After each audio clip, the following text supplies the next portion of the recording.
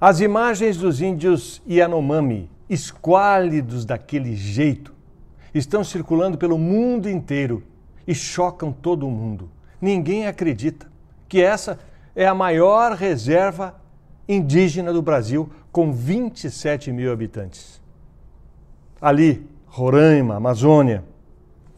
A gente poderia até comparar essas imagens com aquelas que vêm da África, mostrando crianças atingidas pela fome, pela desnutrição, só pele e osso. Quem não fica chocado quando vê aquelas imagens? Nos últimos anos, mais de 500 crianças teriam morrido de fome entre os Yanomami. 570 crianças é o cálculo. Precisou o Lula ir lá para que os olhos do mundo pudessem então enxergar as consequências do abandono total. Desde que as caravelas de Pedro Álvares Cabral chegaram aqui, os indígenas sempre foram explorados, sempre foram desrespeitados, sempre foram escravizados e dizimados. Mas nada justifica a situação em que muitas tribos remanescentes se encontram nesse nosso Brasilzão. Eles são os guardiões da floresta, não é mesmo? Mas são tratados como se fossem invasores das terras que lhes pertencem, porque já estavam aqui quando o homem branco chegou. Não é uma contradição? Não é um absurdo?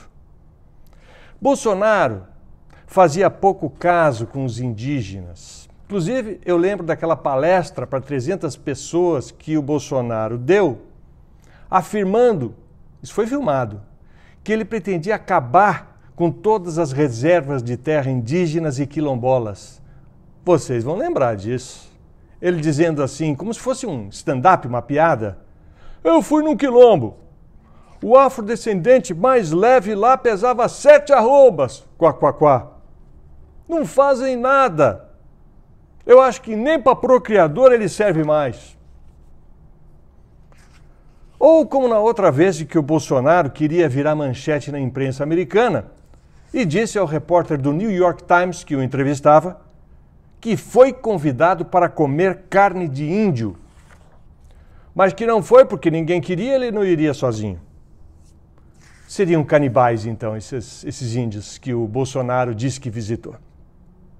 É muito importante que o novo governo tenha criado esse Ministério dos Povos Indígenas para socorrer os Yanomami em Roraima e tantas outras tribos que passaram esses últimos 4 anos sem nenhum tipo de assistência.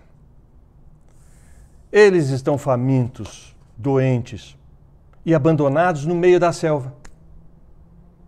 Já essa semana vão chegar lá em Roraima aviões da FAB levando remédios e cestas básicas. Isso é o mínimo necessário.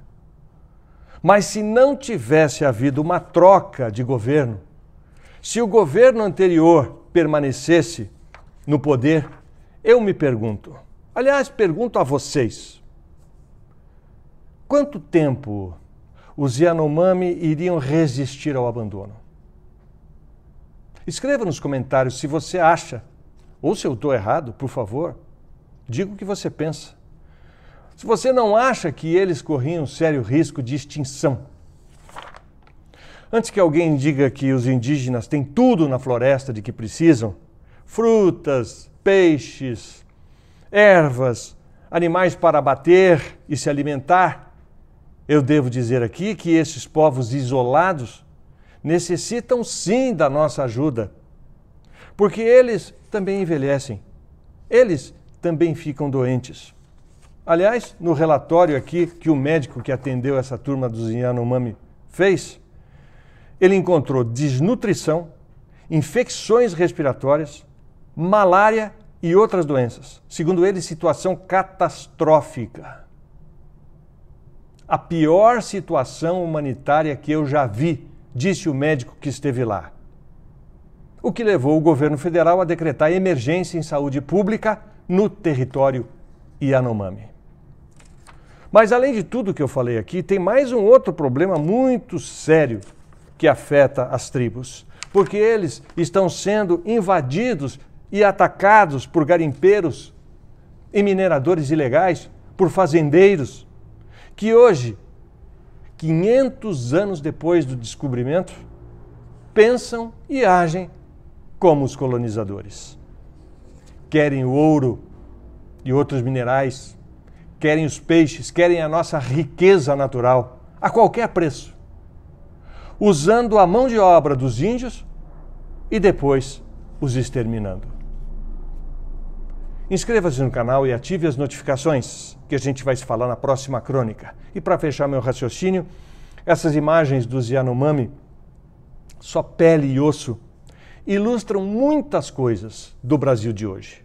Inclusive a volta da fome e o genocídio praticado nos últimos 4 anos. Ou você ainda duvida? Até a próxima.